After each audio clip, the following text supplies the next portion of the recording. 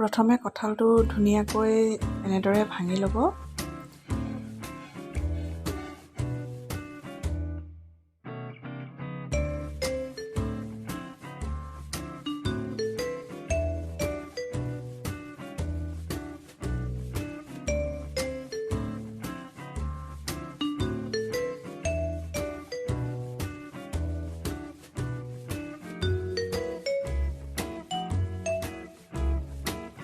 যিমানখিনি পৰিমাণৰ খাওঁ বুলি ভাবে সিমানখিনিৰ ফুটবোৰৰ পৰা গুটিবোৰ গুচাই লৈ এনেদৰে লৈ ল'ব।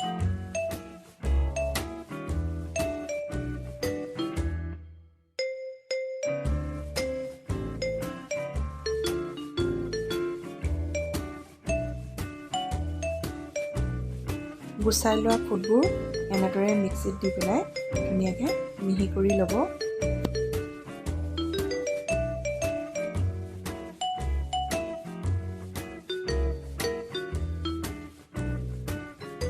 মিহি হৈ যোৱা কঁঠালৰ জুচখিনি এনেদৰে বাচন এটাত বাকি ল'ব।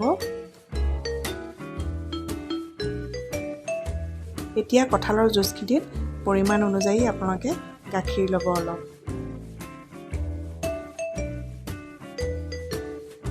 যিমান পৰিমাণৰ মুড়ি বা চিৰা যিকোনো এবিধ দিলেই হ'ল।